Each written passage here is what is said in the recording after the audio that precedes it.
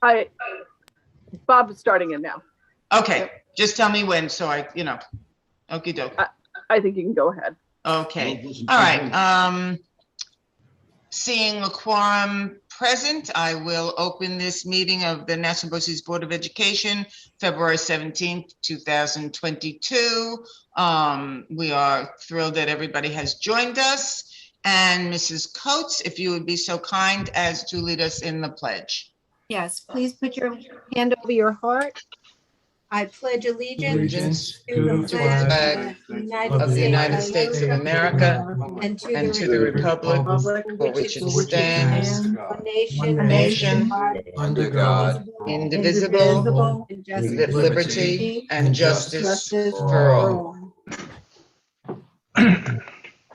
Thank you, Mrs. Coates. All right, again, welcome to all. We are glad you're with us.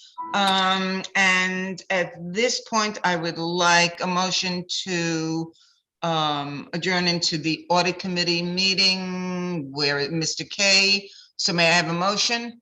So moved. Second, please. Thank you, Mrs. Langsner and Mr. Schoen. Discussion? All in favor? Aye. Aye. Opposed? Abstained? Okay, Mr. K, I will turn the audit committee meeting over to you. Thank you, Madam President. You are welcome. So calling to order, we have a quorum. Our first move is to approve the minutes of the October 28th, 2021 meeting. Do we have a motion? So moved. Second? All those in favor of approval of those minutes? Aye. Say aye. Aye. Is there any discussion on the minutes for October? Okay, let's move now to the claims auditor, Glenn Grossman. Hi, good evening, everybody. Good evening. You have two. Good evening, Glenn. You have two disbursement reports to give us, yes? Yes, the two disbursement reports. Thank goodness there aren't that many major issues. There's the usual, addition, multiplication issues from the invoices. There's some confirming purchase orders in which purchase orders created after services are provided, but not that many.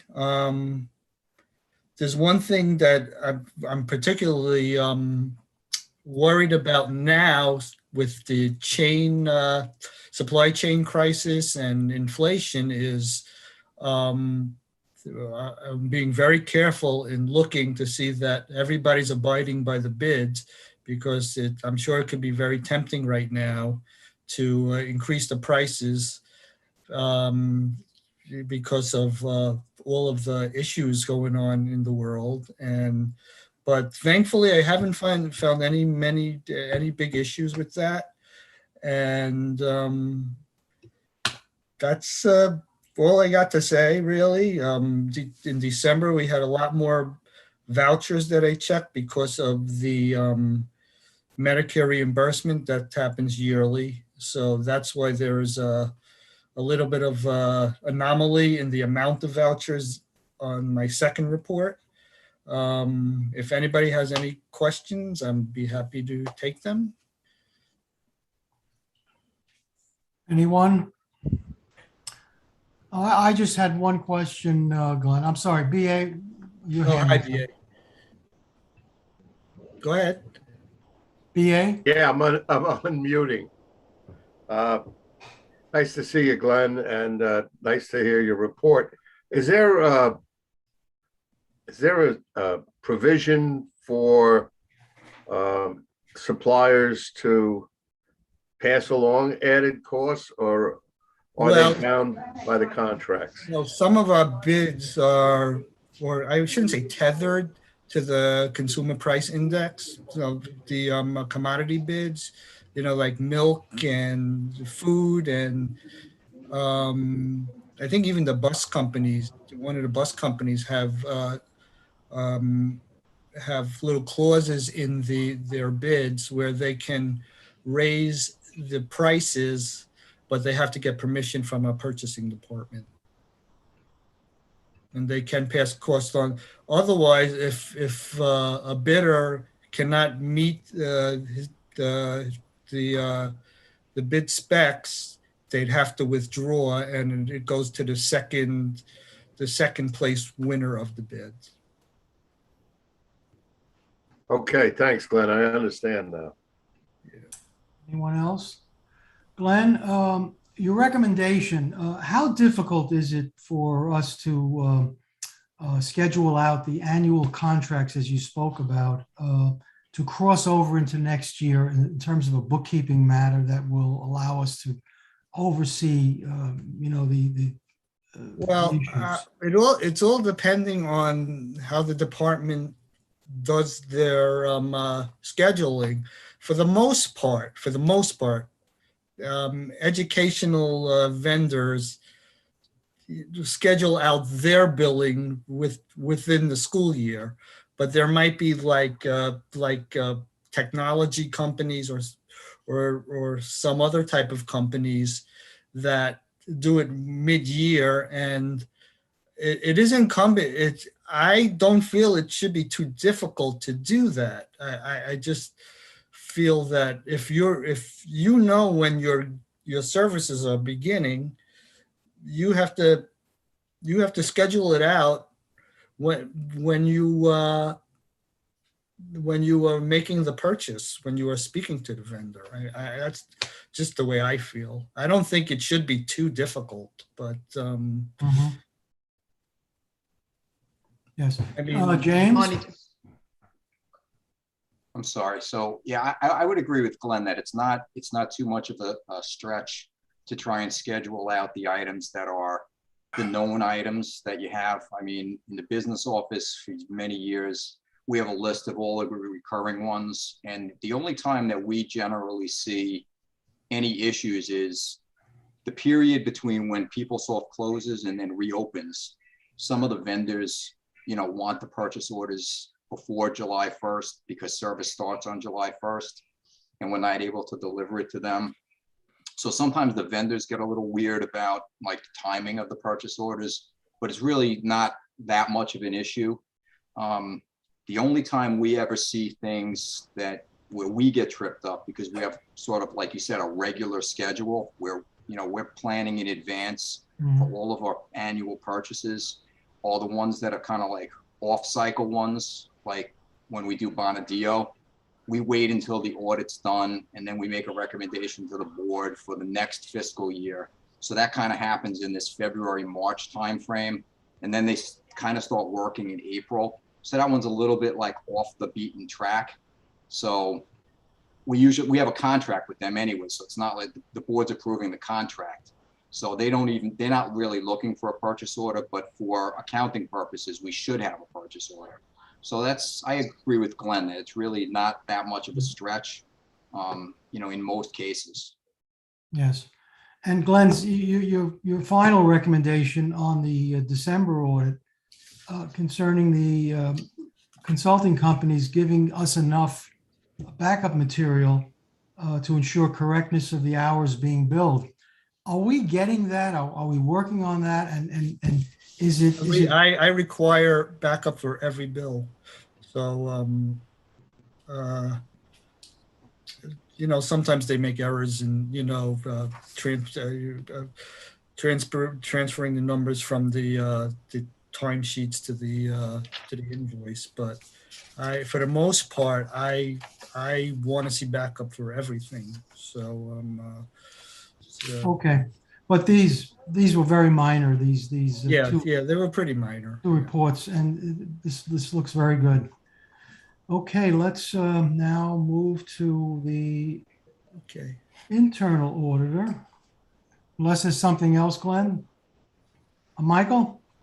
Not with Glenn. I have a question on the internal auditor before we begin. And All right. my question is on the agenda, I don't see anything there. It's my understanding the internal auditor is going to be giving us a report, and then we're going to have. Without any documentation beforehand is my question.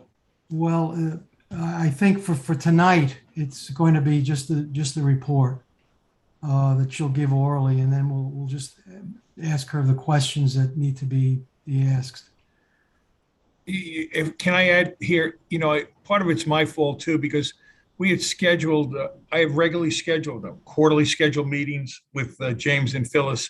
And unfortunately, poor party planning, we scheduled our meeting for next week, where if we had it this week, we could have probably had something more substantive for you, Mike. So part of it's my fault, poor party planning. Okay, but we'll ask Phyllis Lombardi to give us her report, and please, by all means, let's ask questions on the report that she gives us in terms of the status of some of the investigations that are going on.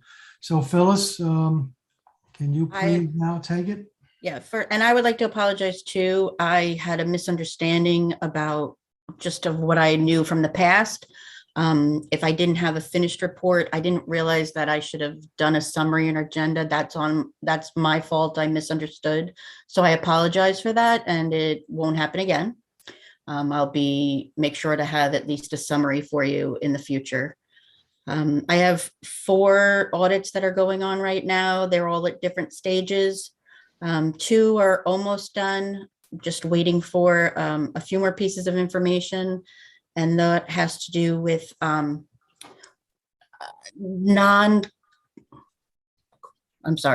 non-teacher payroll calculations. There's been some issues with the way that we look at the hours and days worked.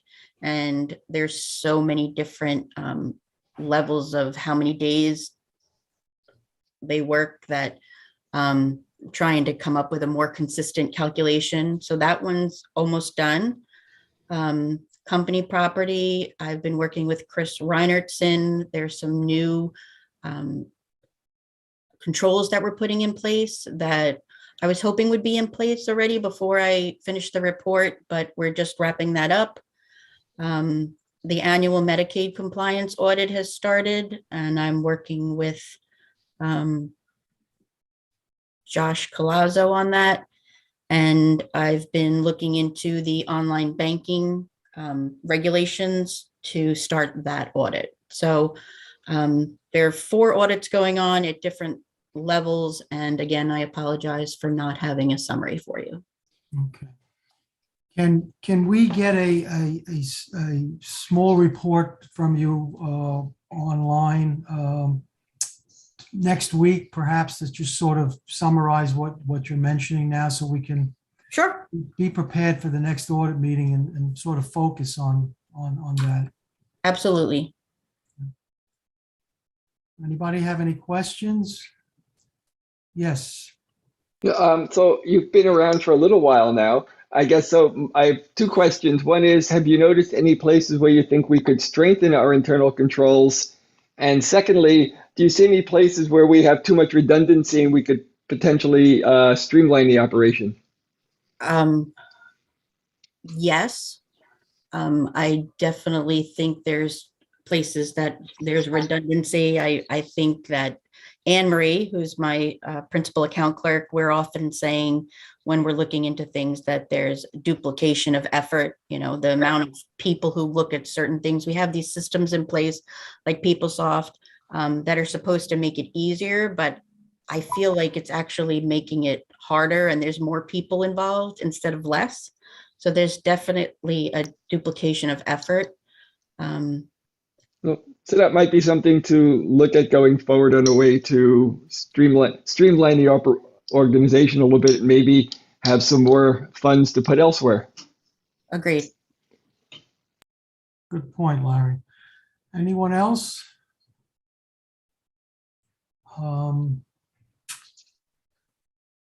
Okay, there being none. Anything on old business?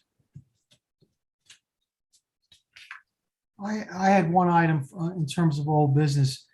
At the last audit meeting on October 28th, we discussed briefly the possibility of looking at the special aid fund and trying to see if we could help to find a way to oversee the funds that BOCES currently uses to generate revenue.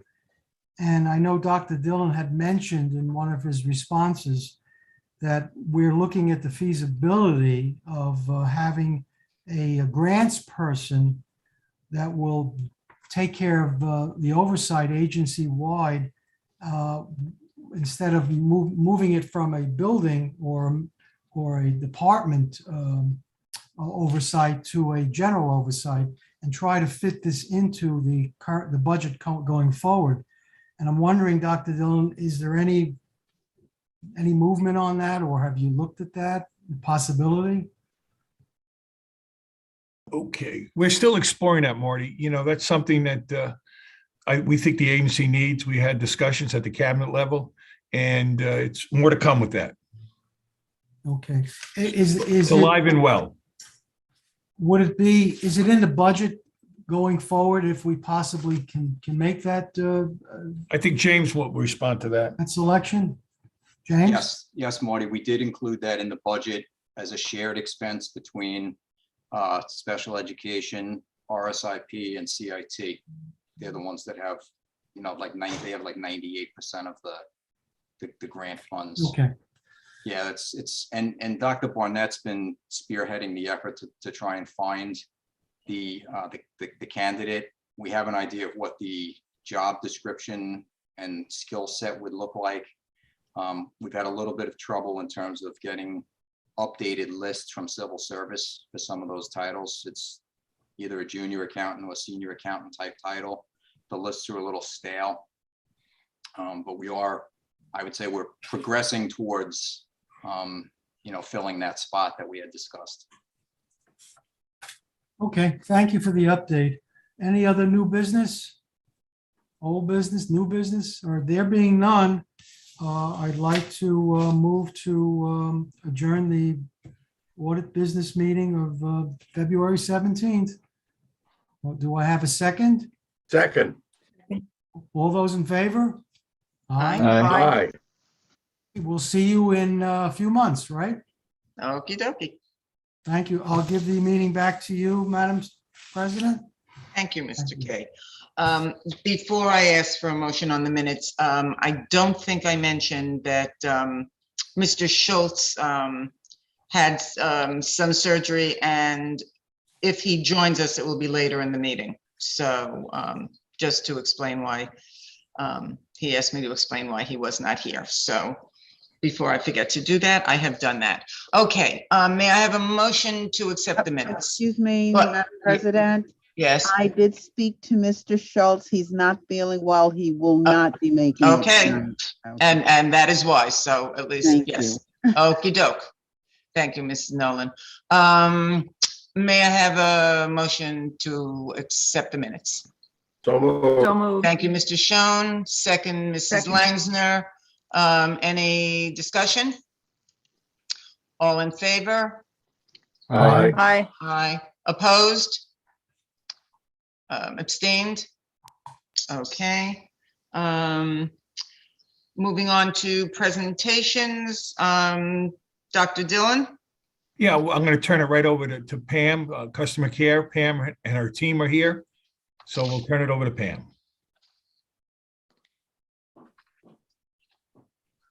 Thank you, and good evening, everyone. Laverne Mitchell, Chris Reinertson, and I are happy to have the opportunity to offer a focus report tonight on one of the many and varied service areas of the Department of Curriculum, Instruction, and Technology. In the spirit of sharing with the board some information about our unsung heroes, we'll be highlighting the Customer Care Center and several associated services with which it's directly involved. It's my pleasure to introduce Kyle Human, Executive Manager in CIT, who oversees these areas for the agency. Kyle? Thank you, Pam.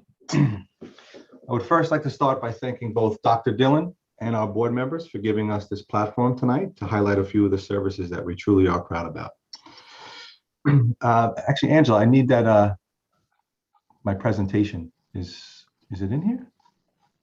Should be able to share your screen. Oh, I should be able to share my screen. Okay, hang on one second. Kyle, if you want, I can do it. Yeah, sure. Go ahead, Johnson. Thank you. The gentleman assisting Kyle is Johnson John, Supervisor of the Customer Care Center. What an appropriate role for him to bring up the presentation when Kyle's having difficulty. Did it get a ticket? Mrs. Bertram, you know the routine.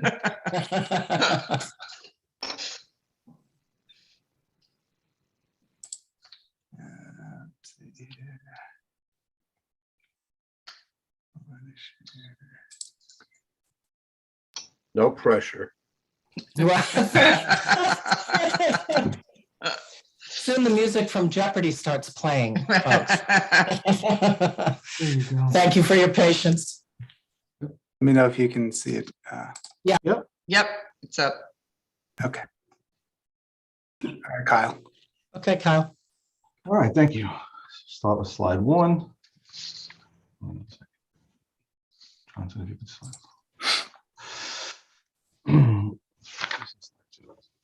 The 3 areas of CIT to which we would like to spend a few minutes on this evening are the warehouse, Educational Communication Center, also known as EdCom, and most importantly, the Customer Care Center.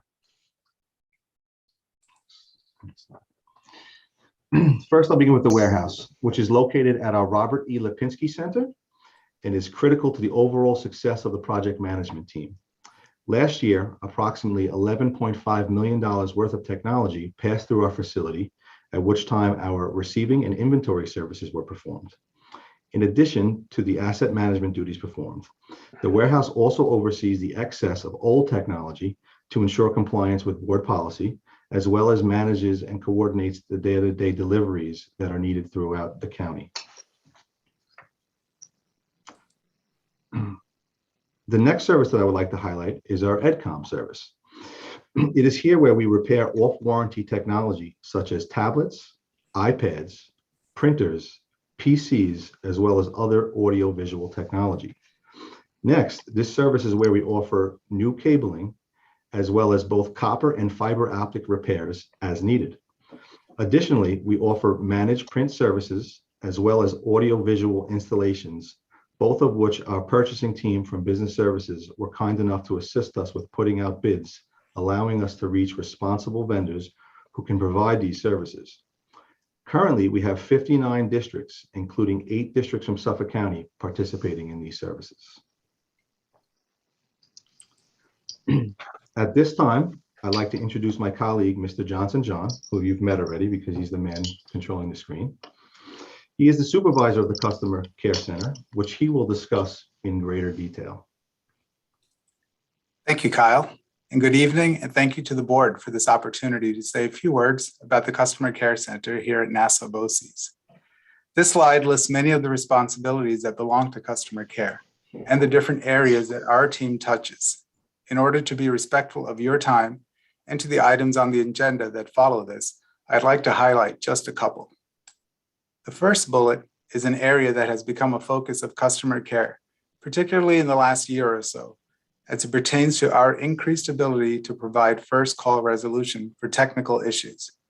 Traditionally, customer care has been viewed as a contact center used by staff to report issues that are logged and later addressed by a subject matter expert.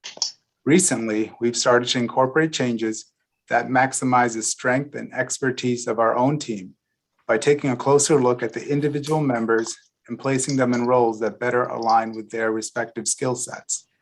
This has allowed us to do more than just log a call. We can actually troubleshoot and in many cases resolve the problem ourselves.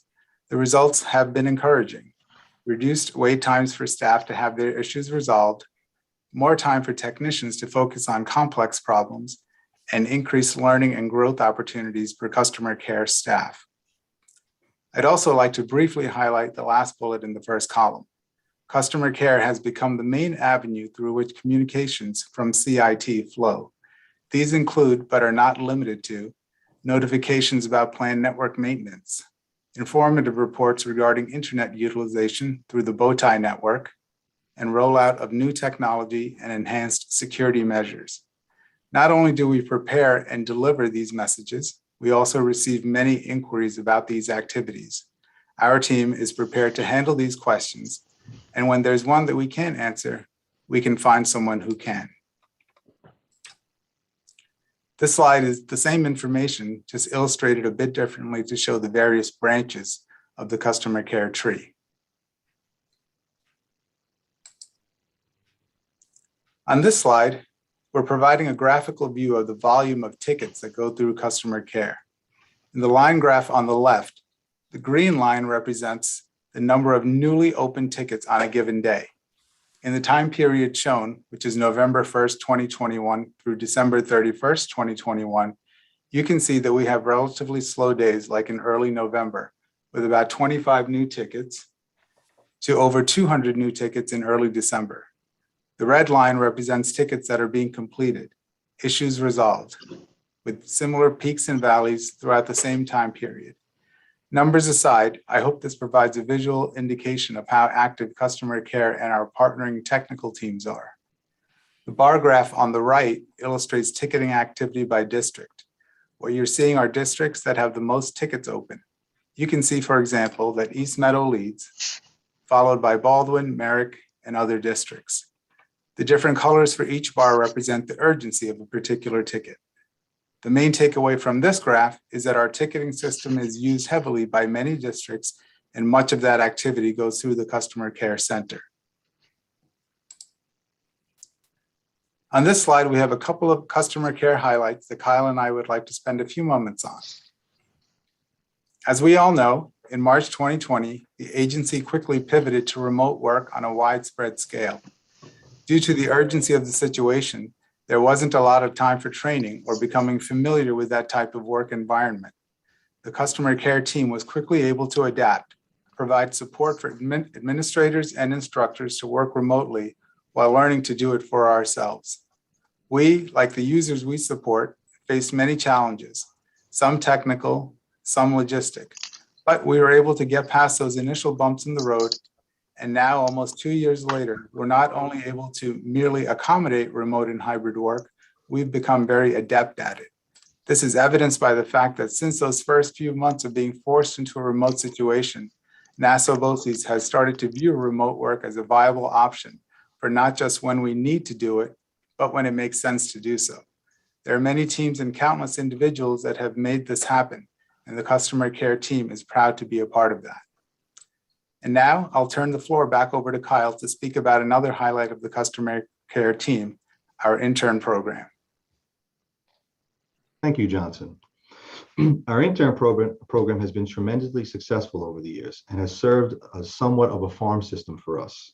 In fact, it has produced dozens of key contributors to the department, including Sandeep Dillon, myself, and many others. We have partnered with Barry Tech and a few local colleges to identify candidates who are passionate about technology and who are interested in embarking on a career in the field of information technology. This real-world work experience, along with their formal schooling, makes for a fantastic opportunity that is mutually beneficial for both the interns and the agency as a whole. At this time, I'd like to take a moment to recognize the staff that's associated with these three services. For the Customer Care Center, we have Johnson John Jarose, Sean Fallon, Donna Templeton, and John Sochi. For EdCom, we have Peter Siegman, who is the team lead, as well as Chris Knupp, Diane Singh, Wendell Payne, and Anna Soraman. And last, but certainly not least, we have Leo Barbosa, who oversees the warehouse. At this time, I'd like to thank you guys for the opportunity and open it up to if you had any questions. Any questions? Mrs. Coates and then Mrs. Langsner. You're on mute, Deb. I'm sorry. So under the Educational Communication Center, you mentioned that there were 59 districts, including 8 from Suffolk County. Of the 5 Nassau County districts that do not use our service, where do they go? And do the other BOCES in Suffolk County offer a similar service? No other, the districts in Suffolk County do not offer a service, which is why we're able to cross-contract with them. And the other districts in Nassau County, it's a combination. Some people have their own internal staff to do this. Some of them use warranty programs with vendors directly. They can buy maintenance or insurance on their devices. Some of that business comes through us and another COSER as well. But the other 54 are call in on a daily basis. They call into the customer care center, a ticket is created, and then the work gets cared for. Great, thank you. You're welcome. I believe Mrs. there was Langsner? I have two questions. Sure. The first one has to do with our increased capacity in resolving technical issues. Sure. How much of that can be accomplished remotely? We can, I mean, unless, I would say more than 50%, 60%, the majority of the technical support that we provide can be done remotely, can be done by remoting into someone's computer. Even if they're in the office, many times we don't have to leave our seat. We can remote into their computer. So when we're at home, we have the same ability to remote into someone's computer over the internet. And I would say maybe even more than 60%, unless we have to physically touch someone's computer, which is a fraction of the time, we're usually able to do most of our work remotely. So that could tie into the pilot on remote work in general, because Absolutely. people, right? So it's Absolutely. sort of like a companion. Yep. And my other question is, I don't know if I missed it, but the interns, which institutions do they typically come from? Right now, we're working with Farmingdale State College, NYIT, Hofstra, and I think, is it Malloy or is it Nassau? Malloy. We're actually looking to expand that, Fran, and we're trying to get new talent. James alluded to earlier that the talent pool is thin out there in many regards on many lists. So we're looking to drum up some new talent, people that are focused on, growing in the K-12 space. I had mentioned earlier that we have our Barry Tech program. So some of these students are going to school at Barry Tech. They're learning technology, and they're offered an opportunity to come in and shadow a technician and get some real world experience. So overall, it's a good story. That's terrific. Thanks. You're welcome. Mr. Wynick. On the customer care, how is the billing accomplished? In other words, a large school district with many computers, are they charged by the computer, by the enrollment? I'm sorry, sir. Could you you're saying?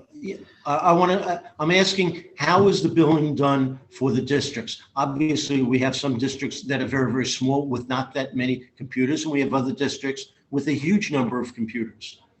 So is it a flat rate for the service, or is it by size of district? It all depends. It's part of our tech support. So there's districts where we have Sandeep Dillon will have technicians deployed, and the help desk comes with that. There are other districts that don't use our help desk because they have their own internal ticketing system. So it sort of comes with the meal, so to speak. All right. So similar with that, if we have a district that's using our services a tremendous number of times because they have old, outdated equipment, are they penalized in any way? Like an insurance company, you have too many accidents, you become a bigger risk. No, absolutely not. No. Okay. And the second question that I have, budget time, one of the rationales for purchasing of new equipment is continuously that it's off warranty. So it was interesting to see that the service we're doing here for Nassau BOCES is to repair things that are off warranty. Michael, you'd be surprised at some of the things that we repair. There's still people out there that have overhead projectors, believe it or not. So yeah, there's overhead projectors, there's audio visual gear that have been out there, there's older printers. So yeah, we were able to repair that and extend the life. Well, that's fantastic. Yes. And then I guess there's somebody at some point, then makes that decision that it's beyond. Yep. Is it worthwhile being repaired? Yep.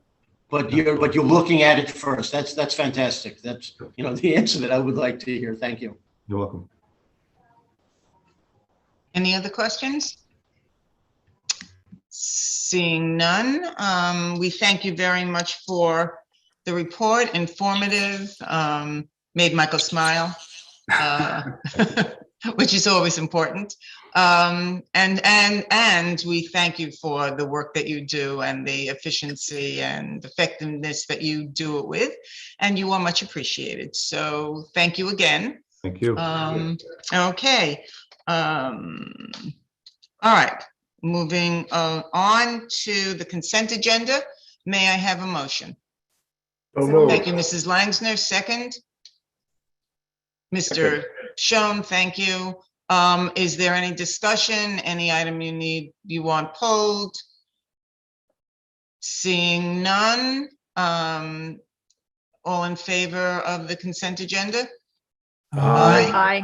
Opposed? Abstained? Okay. Okay, the additional consent agenda of contracts over $2,000 a day. May I have a motion? So moved. Okay, and Mrs. Coates, may I say you were the second?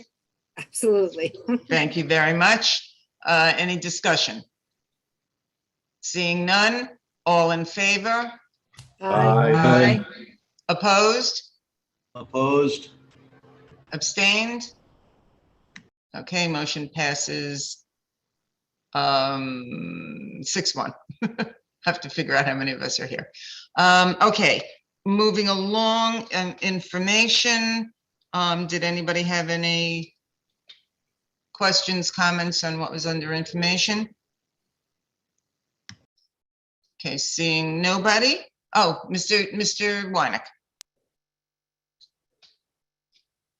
You're on mute. you're on mute, Michael. I'm very glad to see the Skills USA is down there. Is that an open thing with visitors? Can board members go attend at Farmingdale State as we have previously?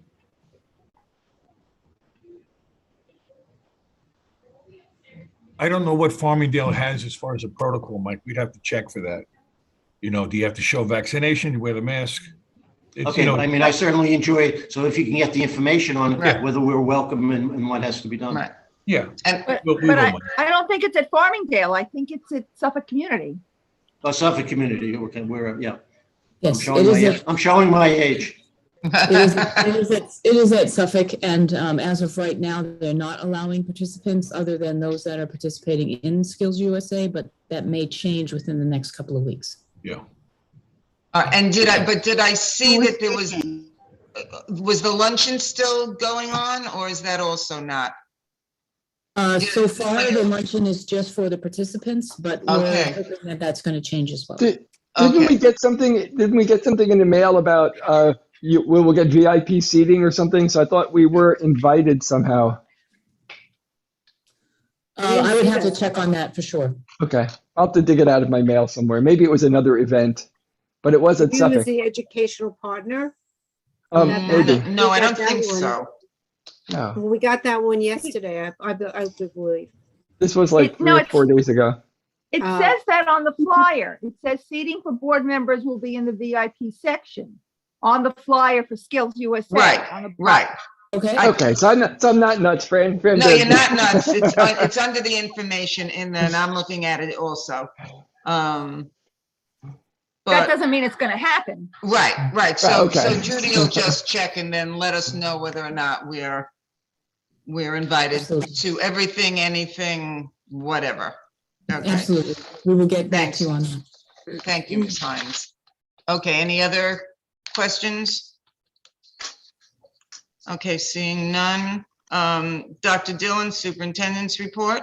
Yeah, I'd like to turn over to Roxanne to do the introductions. Roxanne? Good evening, board members and trustees. I'd like to present to you the Special Education's departmental meeting. They continue to provide premier services in the region and under the leadership of Susan McNulty and her wonderful leadership team. They're going to present to you a presentation which shows how they continue to strengthen and grow the services that they offer in Long Island. Susan. Thank you, Dr. France. I'm going to share my screen.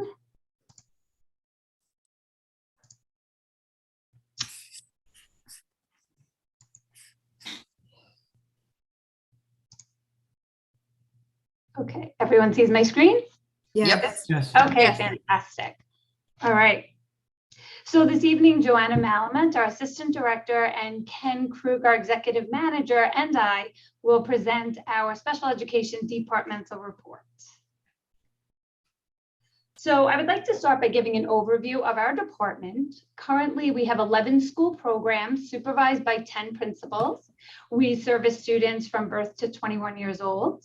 All of our students have individualized education programs, and we service students with moderate to severe disabilities. Currently, we have 2,104 students enrolled in all of our programs, and that is up over 20 students from where we were at this time last year. Every summer, we offer our extended year program that is run by our special education supervisor, Yvette Allen Campbell. This table shows our enrollment over the past 3 summers. So as you can see, we have had an increase in students. Something to note that's important is in 2020, we saw a little bit of a spike. And the reason that we saw that was because that was the year when we were really offering only a remote option, and many of the camps and programs were not in operation. So our staff were really successfully able to provide instruction and related services remotely for students in need. So that was really a successful summer. And if you look at 1920 to now to 2021, 2019, sorry, to 2021, you see there's a jump from 1250 to 1278. So we are increasing each summer. For the 2022 program, we will have 8 schools with related services open full-time in person.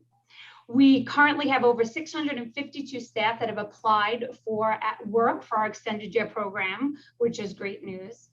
And we have hired our summer coordinators, and these are the staff that work at each program to really get the program ready, and they supervise the program during the 6 weeks. So we're really in the path of moving, we're planning, so we're very excited to get ready for the 2020 summer. This next slide depicts our trends in diplomas and credentials. So in 2020-21, you see that we had a 96% graduation rate with diplomas. And as you're reminded, diplomas are given from the students' home districts. We at BOCES don't give those diplomas. We saw a decrease in local diplomas, and that was because we saw an increase in Regents diplomas, which was at 74%. For the past 2 years, certain Regents exams were waived by the state. So due to the ongoing effects of the COVID pandemic, we've seen a decrease in our advanced Regents as well as our students graduating with college credits. And this was really due to limited options in college courses going remote, not having students on campus, as well as Regents waivers. So I just wanted to note that. We did see for our credential students that we saw an increase in our CDAS credentials, which was at 42%, and we maintained 100% of our skills credentials. So all of our students at 21 graduate and transition. It just depends on which pathway they take to get there.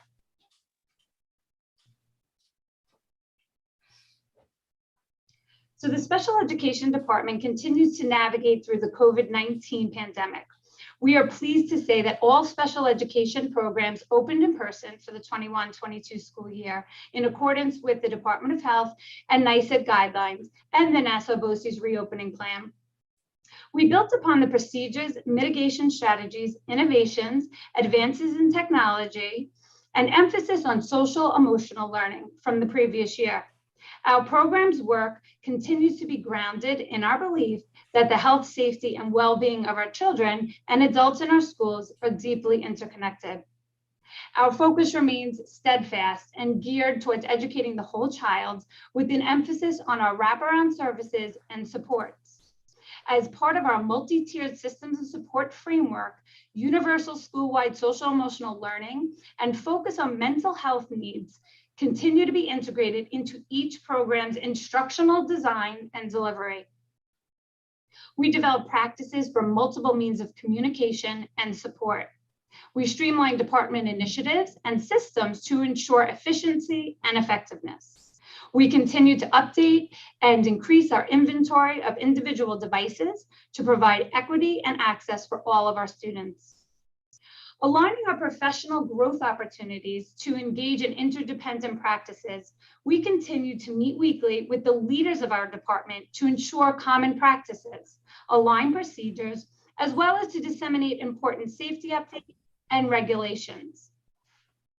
We will continue to be responsive to the needs of our students and their families by creating safe and enriching learning environments that maximize each student's potential.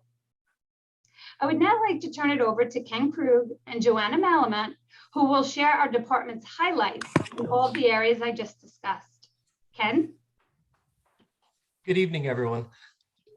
So to meet the professional learning needs of the leaders in our department, especially during the ever-changing and evolving landscape in education, for this school year, we implemented something we called principal and assistant principal learning networks, which is a way to connect the administrators across our schools and programs using technology, and so that they can learn best practices from one another and from us.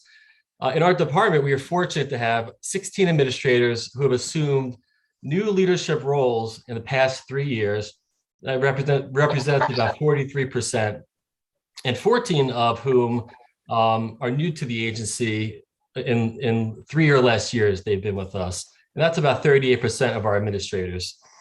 So to support the professional learning and the development needs of these administrators and all of our administrators, we redesigned our administrators meetings to support these networks. And we're using a cohort model that meets once monthly throughout the school year. At these network meetings, we present professional learning on leadership topics and best practices, including topics such as distributed leadership, staff appreciation and acknowledgement during crises such as the COVID pandemic, health and safety protocols, and best practices for academic intervention services for our students. During these meetings, we've also brought in experts to speak on specific agency policies and procedures, specifically around human resources, health and safety, and technology. And we'll continue this throughout this year and hopefully well into the future.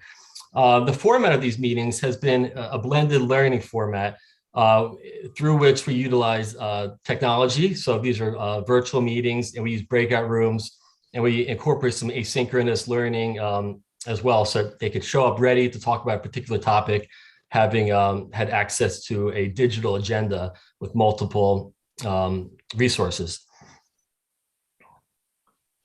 Next slide, please. In our department, we continue to augment and refine our curriculum and instructional programming to meet the growing needs of our population of students. Our goal and our guiding light is to provide every student with a rich learning environment that will really prepare them for living, working, and future learning in the 21st century. And this includes technology integration. That's a big part of what we're doing now in curriculum and instruction, as well as career readiness skills and personalized learning experiences.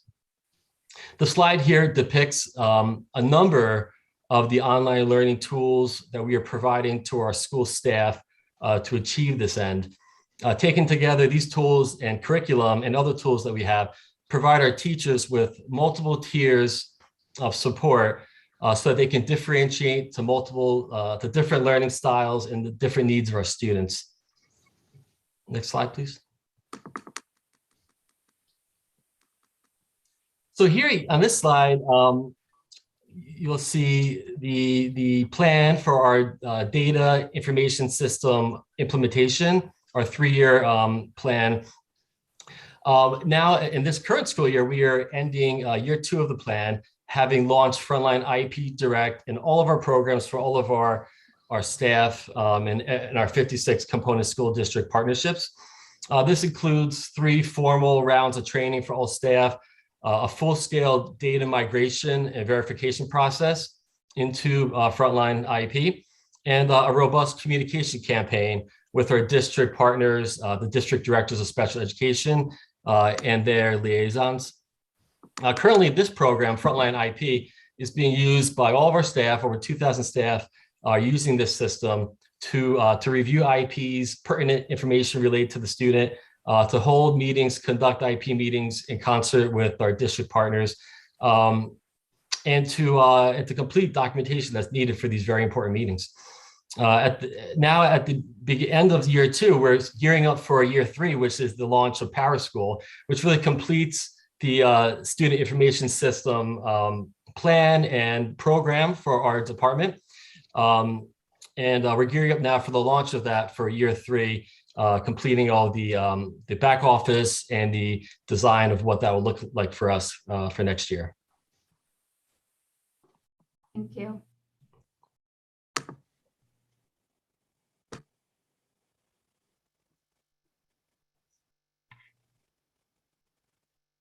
Joanna? All right. Thank you, Ken and Susan. As an administrative team, we constantly evaluate our practices, analyze data, engage in planning discussions to best meet the needs of the students we serve. We remain forward-thinking, support equity, and ensure that we are responsive as well as proactive, not only for our current students, but in coordination with our component districts. We have seen an increase in our special education enrollment numbers in our ungraded skills programs. This increase has created shifts, pushing these programs towards maximum capacity in our school buildings. Therefore, we determined the necessity to create an additional discrete standalone program at Willett Avenue with a principal and assistant principal to support this growing need. Willett Avenue services our intermediate students, focusing on the generalization of skills, behavior intervention, and transition. It provides a developmentally appropriate environment as well as a nuanced social emotional learning experiences tailored to meet the needs of this specific age group. Currently, the program is thriving. The administrative team and all the Willett Avenue staff have created a wonderful home for their students, and we are excited to see its progress. In partnership with the Department of Regional Schools and Instructional Programs, the Department of Special Education will be offering a half-day career and technical education course titled Career Explorations at Career Preparatory High School. For the 2022-2023 school year, CPHS will offer 2 half-day 12-1-2 classes. Districts will be able to apply for this course online through the common application currently used for the RSIP programs. This program was designed in response to the needs expressed by our component school districts in consultation with Dr. Carla Theodoro, the RSIP team, and county-wide special education district directors. In this course, students will learn necessary workforce and employability skills. Students will engage in CTE coursework, career planning activities, and work-based learning experiences. Students will receive universal foundation skills for the workplace aligned to the career development and occupational studies standards, as well as introductory technical skills in the areas of culinary arts, automotive engineering, and industrial arts. The program will facilitate competency towards obtaining the necessary CDOS credential, work-based learning hours, employability profile, and career plan. Transition planning and coordination will be provided as needed.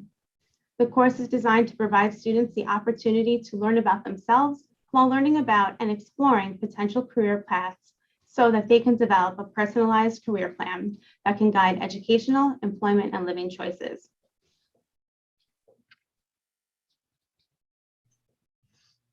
As always, our goal is to preserve and strengthen our parent partnerships and collaborations to maximize our students' outcomes. Initially, the virtual transition webinars were developed in response to the COVID-19 pandemic as a way to provide access and information to families regarding post-secondary and transition information. With ever-changing pandemic realities, families need more and current information about future options for their children. Due to the feedback and success and high attendance of our 2020-2021 series, we continued this format for the 2021-2022 school year. Each month, experts in their respective fields present on topics of importance to families as they plan with their children for the future. Webinars are interpreted in Spanish and American Sign Language, and resources are shared with participants. So far, we have completed 5 of the 9 webinars, and we are pleased that we have a total of 389 registrations for the topics of supporting mental health needs, overview of OPWDD, legal issues, connecting to mental health services, and college planning. Our upcoming webinars topics include transitioning to adulthood with vision and other sensory needs, Access VR, Medicaid, SSI and SSD, and pathways to graduation.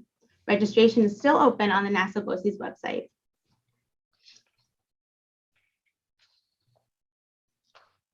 Aligned to our goal of expanding our community partnerships this year, we formally introduced our new partnership with Smile Farms. Despite the effects of the pandemic, we are on target to achieve all phase 1 goals and expand our produce garden at the Rosemary Kennedy Center, along with the opportunities it provides for learning and work for our students who attend the Rosemary Kennedy School and the Center for Community Adjustment Programs. We are happy with the progress the partnership has provided in the following areas: increasing work-based learning opportunities for students, increase in employment opportunities for graduates, expansion of our garden capacity, 86 participants from both programs, 12 new classroom grow labs, and 12 raised beds. To further the significance of this program, we employ our very own homegrown CCA garden manager and garden laborer, and have extended the Cornell Cooperative Extension workshops for our Nassau BOCES teachers. Our students cultivate their own matured hot peppers for Smile Farms Hot Sauce Project, and produce has been donated to the community as well as sold, and the profits are utilized to directly support the garden. Currently, we are developing a proposal for phase 2 of the project, which we will further expand the garden capacity and opportunities for students to work and learn. We are so grateful for this opportunity, and we hope you enjoy the little token of appreciation from Smile Farms. Thank you. Thank you, Joanna. And we would like to thank all of you for listening to our report this evening. As you can see, we have been very busy in the Department of Special Education, and we are so proud of the great accomplishments taking place across our department. We credit these accomplishments to the support of our Board of Education and our central administrative team, and truthfully, all of the hard work of our staff, students, and families. So thank you all for listening. Thank you. Are there any questions? Let me just say, probably the first thing we're going to do once this pandemic is finally out is have a reception for all the new people that we've hired over the last couple of years. And I'm sure when you looked at their faces, you say, who are these people? Because we have never met. And by the way, many of the hirees I've only met via Zoom. So it would be nice to have a nice reception for all our new administrators. I think we're going to have to use a hiring hall to get them all in there, but we'll do that so everyone can get to see each other. Great idea, Bob. Dr. Dillon. Okay, so this time I'm going to go to Mrs. Langston first and then Mrs. Coates. Thank you. That was a wonderful report. I have 2 questions again. The webinars, are they open to anyone? Do you have to be part of BOCES to view them, or can somebody from, the general public log on? Anyone from the general public can log on, and it's on our Nassau BOCES website, so anyone can be directed to the website to find that. Okay, that's great. And the other question is, when you have your farmers market, could we get like a notice so that we can go and buy produce? We will absolutely. You'll be first on the list for sure. We're excited. Thank you. And just so you know, we also did share the webinars with the district directors, so they are aware of that. So we shared it with the district, so anyone's available to watch them. That's great. Yeah. Mrs. Coates? So my question is on the career prep, the development of the CTE program. So students from career prep have had the opportunity to attend Barry Tech from time to time. Am I correct about that? Yes. Okay, so now this new pilot program, is it, I really didn't truly understand exactly what the pilot program is going to do if they already have the opportunity to go to Barry Tech. Sure, so that's a great question. So what we are doing is we have found from feedback and working with the special ed district directors and really across the state that there are students in the districts that are not getting into some of the CTE programs and courses that are being offered purely because of the enrollment, this high enrollment, they've become more rigorous. So we are providing a course that would capture some of those students that might not be able to get into some of those other programs. So it's going to be in relationship with RSIP, and we're going to be holding the program at Career Prep High School. So it's not for Career Prep High School students. Oh, Anyone okay. from the districts will Okay, apply. all right, now, all right, I get it. Yes, okay, that sounds great. Yes, thank you. It's great, yes. Yes. Any other questions? Okay, then I have a couple. At Career Prep, is it again only basically for juniors and seniors, or could 9th and 10th graders access this if necessary? It's probably going to be more 10th, 11th, 12th would really be what we're gearing for. Okay. Okay, and the BAJ, can I just finish only because then I won't come back? Thank you. The webinars that you're finding people are certainly attending, assuming we're back to, I'm going to say normal, do you foresee continuing the webinars as well as what we used to do in person? That's our plan, is to really be able to offer both, to kind of give that hybrid model as we're moving back into the in-person world.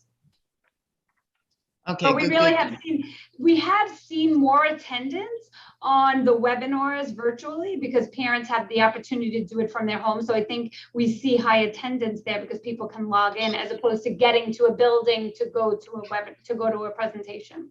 Right, that's why I asked the question, because Yes. you talked about the increase in participation. So I would not argue that you shouldn't also be in person, but the option is there. Okay, Yes. thank you. Thank you. Mr. Schoen. Yes, if I'm not mistaken, at Career Prep, we have shops, let's call them laboratories, for technical training. So we don't have to make that investment. I'm sure there would be additions, but we're not starting in an open space with no equipment at all to offer career technical education at Career Prep, right? Correct. So we would be hiring, there would just be a hiring of a teacher and 3 teacher aides to support the program, and everything else is there already. And there's a difference between the certified state accepted CTE and the same instruction without that certification. Correct. Exactly. Yes. Reflected in the benefit to the students and also in the reimbursement. Yes, exactly. Okay, any other questions?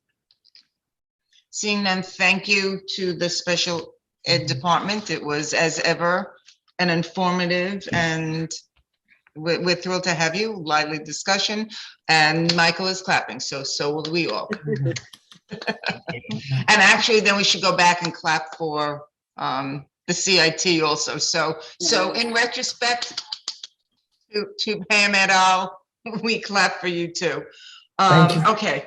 Dr. Dillon, back to you for your next. Just a couple of topics. The end of the year ceremonies, we've had some initial discussions about that.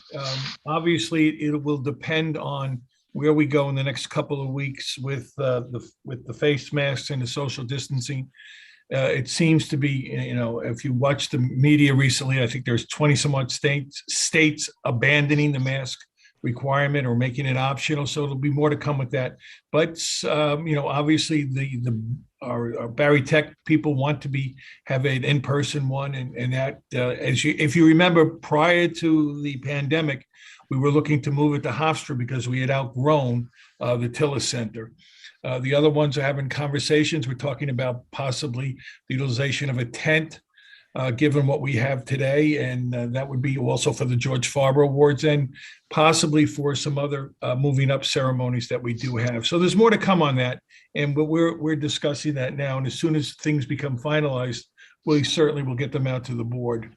The next topic is the True North proposal. And let me just say that I think you've received some information on that. I'll give some overview comments. Angela came to me and had a discussion from a group that advised their national organization of public relations people. And the person did an outstanding job. And one of the things that Angela brought to my attention, it's been years, and probably some board members weren't around when we did the values, the mission, and what was the other term? Mission, values, and vision statements. And so this would be, given the fact we've been the pandemic and we've been somewhat disengaged from our normal activities, this may be a great opportunity to come together where the cabinet provides some input with the Board of Education and comes up with something that we can look to, that can be used for years to come as far as values, vision, and mission statement. So I will leave it at that and turn it over to Angela. Angela? Great. So he said a lot of it. Sorry. You know, that's okay. The cabinet had a retreat in November, and I one of the most highly praised pieces of that was a conversation led by our senior cabinet member, Tony Fierro, on mission, vision, and values. And just the idea that we need to look into who we are now and who our customers are now. And we had input from the board over the last year or so that they wanted to have a role in strategic planning. And so that kind of brought the idea of, well, bringing this together with an outside person to lead the conversation, because this, you know, an outside expert doesn't come in with the same, from the same perspective, you know, like they don't bring a bias to the process, and they are able to keep us on track, if you will. Because that was one of the things that the cabinet members didn't want to engage in, was a long drawn out process that would take, you know, that would last for years and not really feel like we were getting anywhere. So that's why when it came forward, I was like, well, I just worked with a woman named Betsy Franz on a mission, vision, values project for the National School Public Relations Association. And in that we developed strategic goals as well. So we're proposing to bring that here. It would be a it's a 3-session process, but there's a upfront, we would develop questions. Betsy would ask all of the board members the same questions, would ask several of the staff on the cabinet the same questions. And then she looks for agreements, right? And then we would have a virtual session with everyone, cabinet board, where we would just look at all the themes that came forward, and then a discussion around that. And then we would move on to another virtual session that would be slightly longer, where we would start crafting mission, vision, and values through a process of looking at agreements. What do we agree on? What can we agree on? And then we would come together for one full day retreat, hopefully in July, where we would finalize the mission, vision, and values, do a SWOT together, and develop our goals for maybe our objectives for the next year and maybe further. So that's the proposal in a nutshell. You have questions? Okay. I read the Seeing none. proposal. It looks good. And if it's recommended by you and the National Association that you belong to as vice president, it's well endorsed. Very good. Okay, so then you can expect to see a resolution at the next meeting, so we can advance this, and then we'll narrow down a date in July of this year, no later. Mrs. Coates. And I just want to extend my appreciation to everyone for including us, because we've asked for this, and I really do appreciate that.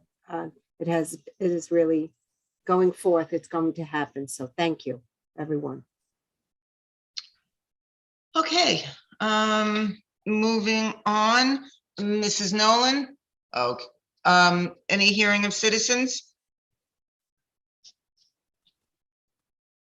You're on mute, Mrs. Nolan. There was not. Thank you. Okay, so then moving on to old business. Is there any old business? Okay, new business. Are there any board member reports? Okay, then is there Mr. K? I just wanted to, under new business, I just wanted to make two observations if I could. I was able to attend that virtual capital conference that we had in early February that NISBA supported or supervised. I found it fascinating and I found it wonderful that the state has, really appreciated the concept of CTE programs and the growth, popularity, and the need to have these things continue through agencies such as BOCES. And I'm happy to also see that on the top of the list, they're hopefully going to address the issue of the funding formula, which is very old and will happen. Is there anything else that we need to do as a BOCES board to help move this thing along in terms of the funding revision? If you can reach out to your legislators, if you have a relationship with them, let them know. Well, with Kaminsky, I do, but he's leaving. Who? Kaminsky. Who? Oh, I'm sorry. Oh, he's a good education man. But I just wanted to bring it up. I thought it was a great webinar that we had. And the second observation I have was one that just delighted me when I was opening up the Newsday, and I read about the Piano Man's generous donation.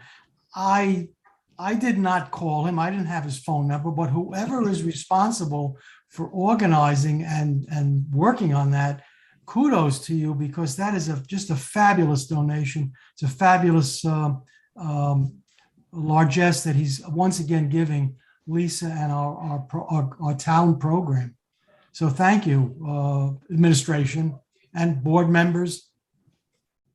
Yeah, that the conversation had been going on for a while about some financial support, and we gave the kudos go obviously to Chris and Erica for the work they've done over there and really revamped that program from what it was, 5 years ago or 6 years ago when I first came, and we all know what it was. And they've certainly turned it around, and their work has been recognized by the Joel Foundation and been very supportive. And we work hand in hand with them. So that's a good thing that's happening. Yes, amazing. Thank you. Okay, anybody else? Mr. Schoen. Yeah, following up on what Marty said, we have two lobbying opportunities coming up.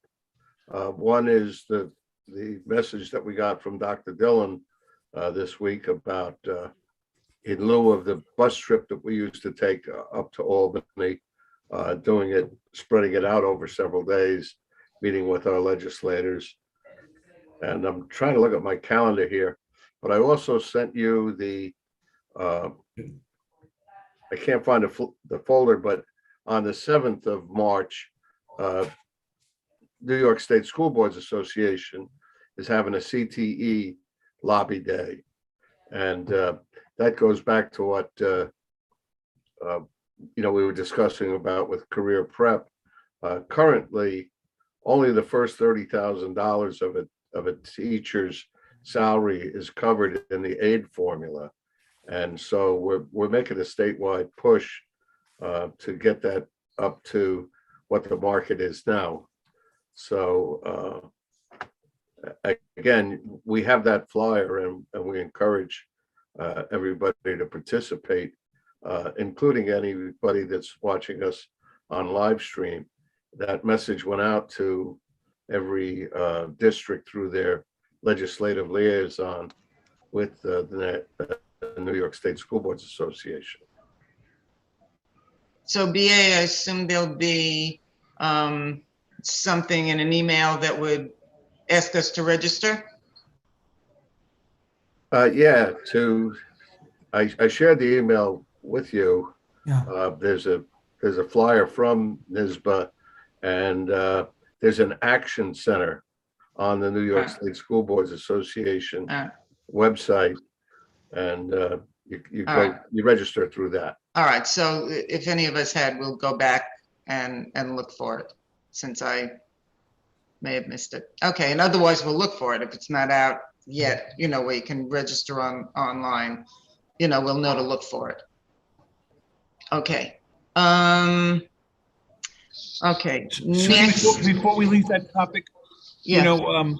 we've been working on a CT cap, and James in particular has worked with some of his colleagues on what the financial impact would be if that's elevated, north of 30,000. James, you want to comment on it?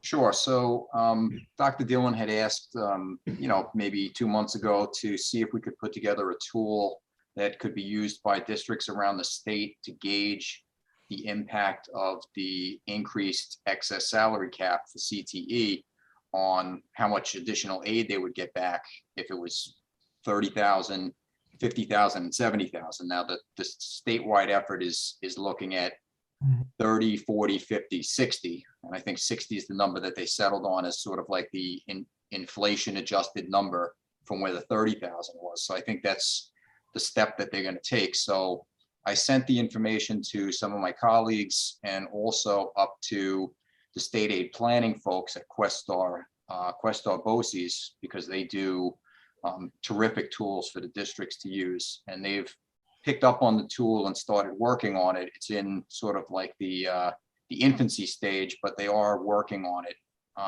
I think it would be a nice thing to have, in their toolbox on their website that districts can go to at any time to try and gauge the interest and to gauge the impact of the increase. And if it is something that gains traction and gets implemented in legislation, and it does go from 30 to 40 to 50 to 60, the district will have a resource to know, if I send X number of kids, this is how much aid I'm going to get next year based on the increased level. So I think it's got some legs.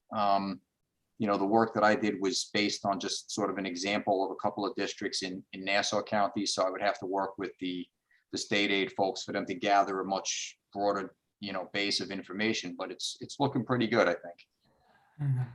Thank you, James.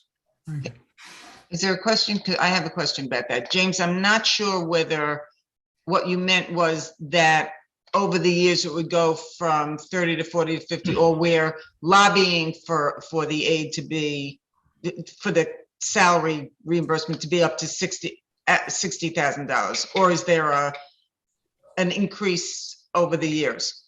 Yeah, so the last thing that I had heard, and it may have actually been at the Capitol conference that Marty was referring to. I attended the conference also, and I heard their update on CTE. And it looks like the effort that's sort of like the statewide advocacy effort is to increase it in increments of 10,000 each year for 3 years. Because we kind of phase in the aid increase, so it's not like one big shot. Right, okay. But that's what they're looking at. Thanks. And I know Fran was there too. So Fran?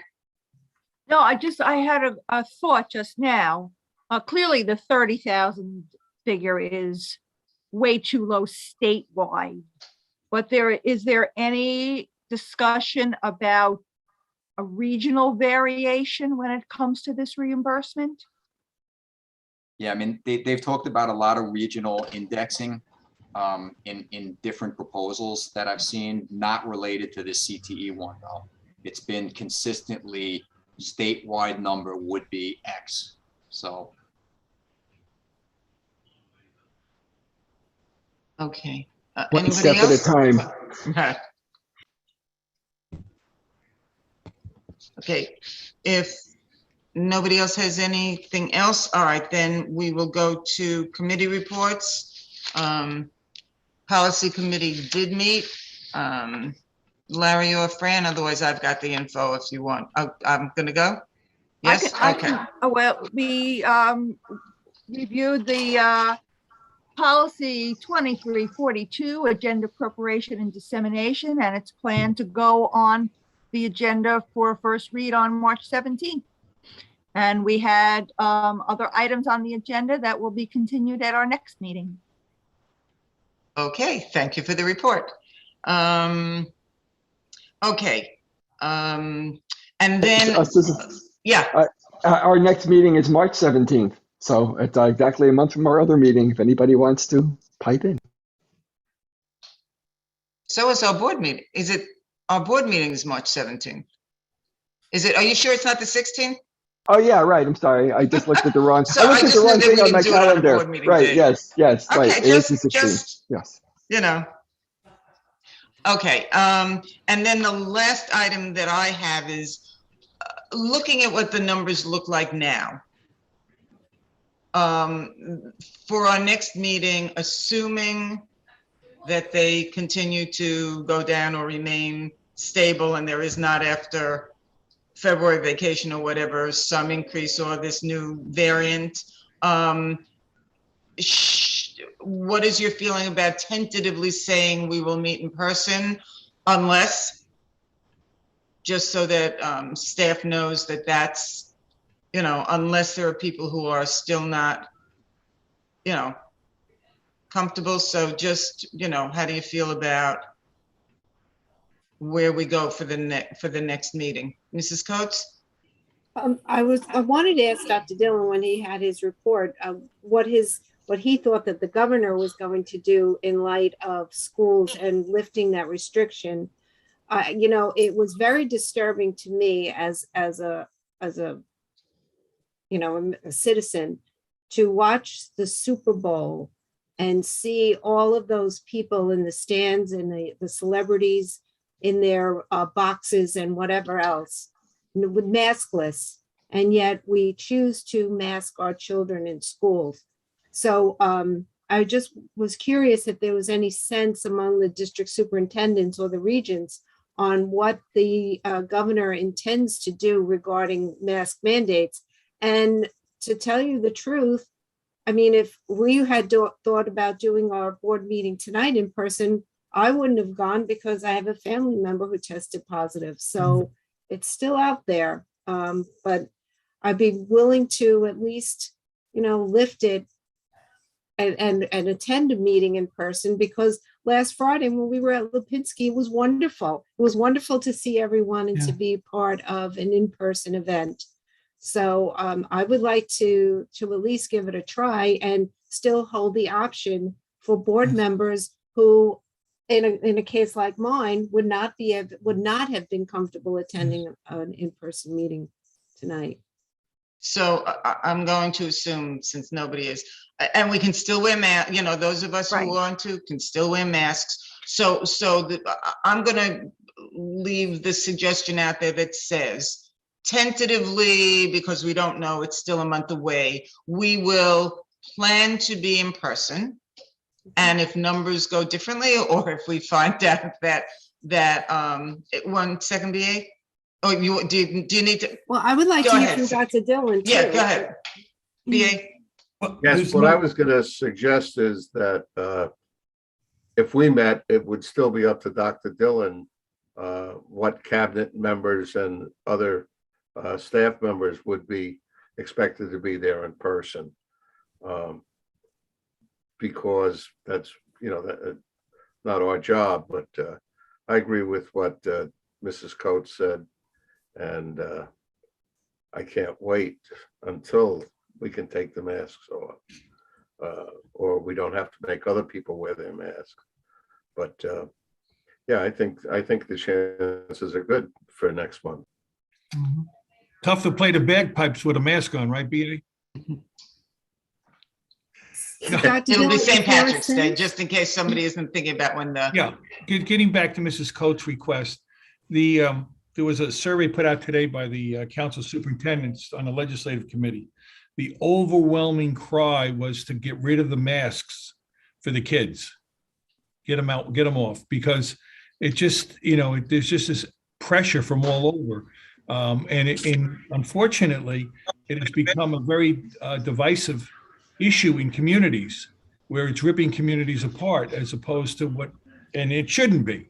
You know, going to school should not divide a community, how you go to school, but it has become that. So most of the superintendents, matter of fact, all the superintendents who replied said, hey, get rid of the masks now and let's stop it. And let's get on with what we do best, and that's educating kids.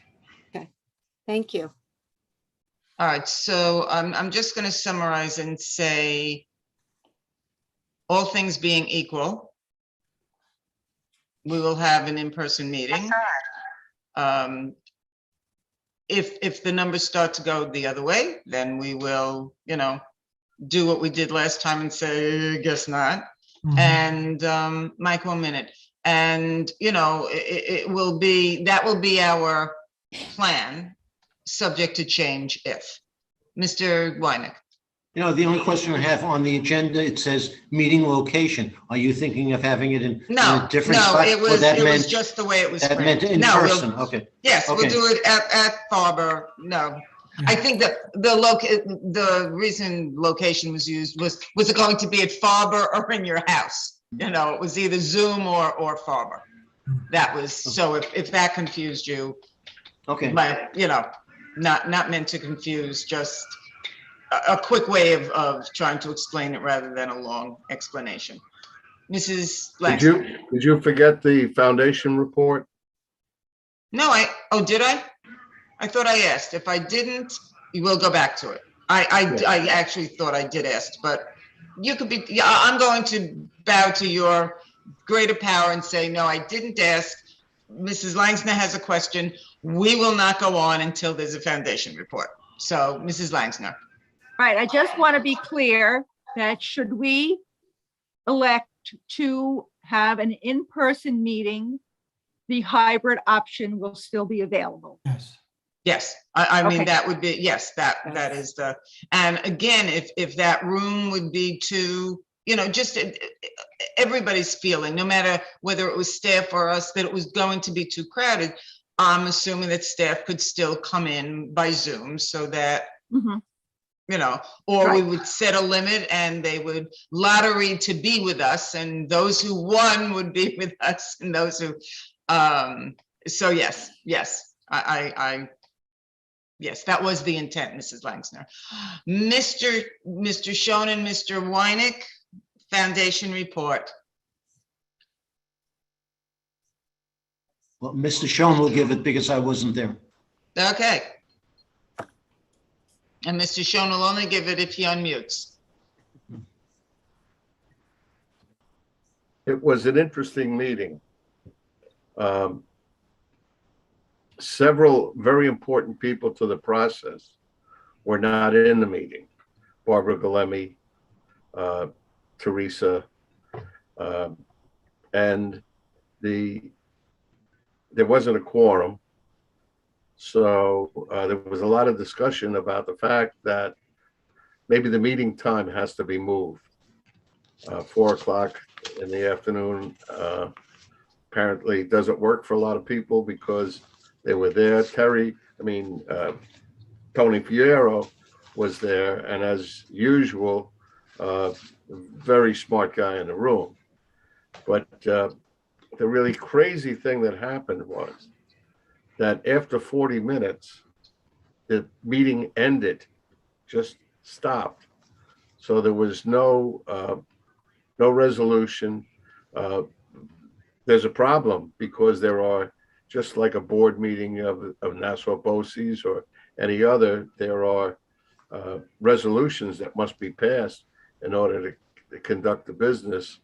So I'm sure that John Kangemi, our president, who is seeking to be replaced, is scrambling to get the work of the foundation done in a timely manner. And if Tony has something to add, I'd appreciate his insight on it.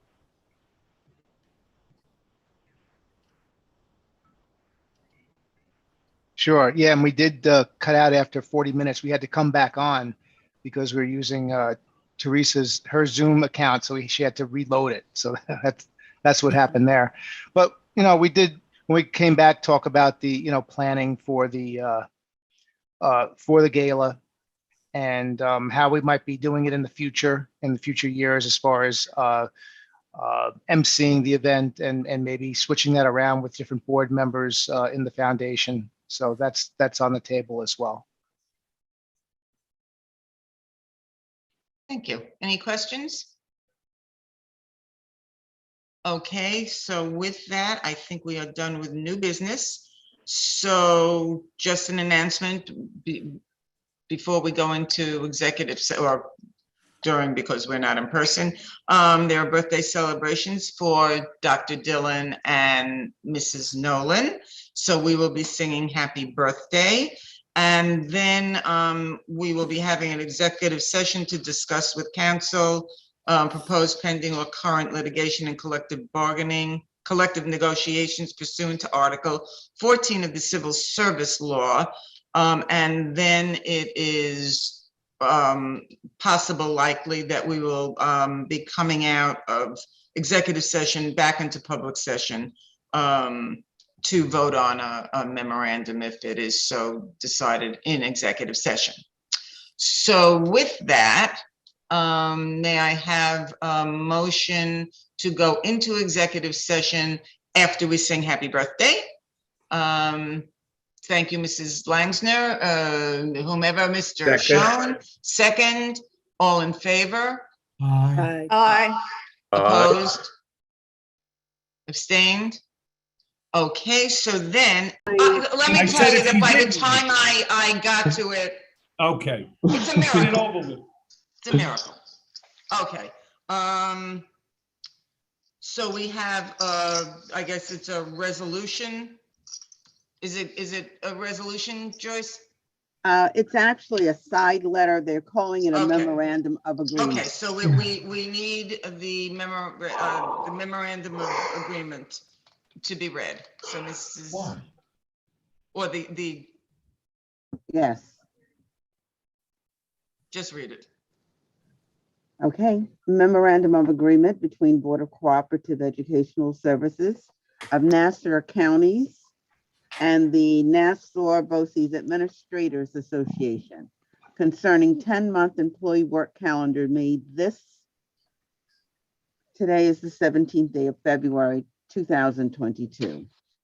Whereas the BOCES and the association are parties to a collective bargaining agreement in effect until June 30th, 2022, and whereas the BOCES incorrectly advised certain 10-month bargaining unit members that their work year included time off during certain recess periods, and whereas the parties have agreed to the following to resolve in all respects any claim the association or an affected unit member may raise. Now, therefore, it is agreed, 1, for the 2021 to 2022 school year only, those unit members who were incorrectly informed that they were not required to work during certain recess periods may make an application for paid time off said recess periods in the event they have made substantial financial commitments in connection with travel plans, personnel commitments in connection with local travel that present significant difficulty to reschedule, scheduled medical appointments and or procedures, or changes in child care based upon the misinformation. If granted, the leave time will not be chargeable to any accrued leave time standing to the credit of the affected employee. Approval shall not be unreasonably withheld. 2, affected unit members shall submit a request in writing for time off during the subject recess period to the BOCES Director of Human Resources and shall provide a written justification and or any acceptable proof of any associated expenses. 3, the side letter shall terminate in all respects on June 2022. The association waives the applicability of Section 209-A1E of the Taylor Law with respect to this agreement. 4, the association acknowledges that nothing herein contained shall prospectively modify the work year of 10-month employees from their work year heretofore in effect during the 2020 through 2021 school year. And that concludes and it has to be signed by Nassau BOCES. So moved. Second. Thank you, Mrs. Coates. Any discussion? It was BA and Coates, okay? Yes. Any discussion? Seeing none, all in favor? Aye. Aye. Opposed? Abstained? Okay, motion passes. May I have a motion to adjourn? So moved. Thank you, Mr. Greenstein. Second. Second. Thank you, Mrs. Langsner. Any discussion? All in, I gotta say it. All in favor? Aye. Aye. Opposed? Have a good night. Abstained? Okay.